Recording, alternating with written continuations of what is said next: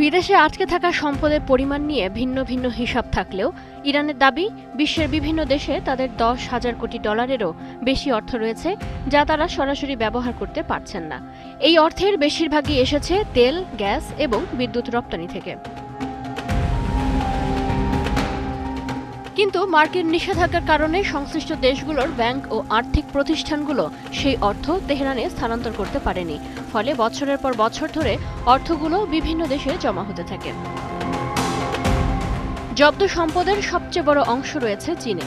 আন্তর্জাতিক নিষেধাজ্ঞা সত্ত্বেও দেশটি দীর্ঘদিন ধরে ইরানি জ্বালানির অন্যতম বড় ক্রেতা। সেই তেল বিক্রির বিপরীতে জমা হওয়া অর্থের একটি অংশ বিভিন্ন পণ্য আমদানিতে ব্যবহার করা হলেও বিপুল অঙ্কের অর্থ এখনও অব্যবহৃত অবস্থায় রয়েছে। চীনের পর সবচেয়ে বেশি অর্থ আটকে আছে ইরাকে। ইরানের বিদ্যুৎ ও প্রাকৃতিক গ্যাস আমদানির বিপরীতে প্রায় 10 থেকে 15 বিলিয়ন ডলার বাগদাদের আর্থিক ব্যবস্থায় জমা রয়েছে। তবে মার্কিন নিষেধাজ্ঞার কারণে ইরাক সরকার এই অর্থ সরাসরি তেহরানের কাছে হস্তান্তর করতে পারছে না। ফলে অর্থ থাকলেও তা ব্যবহারের সুযোগ সীমিত হয়ে রয়েছে। একসময় ইরানি তেলের বড় ক্রেতা ছিল ভারত ও দক্ষিণ কোরিয়া।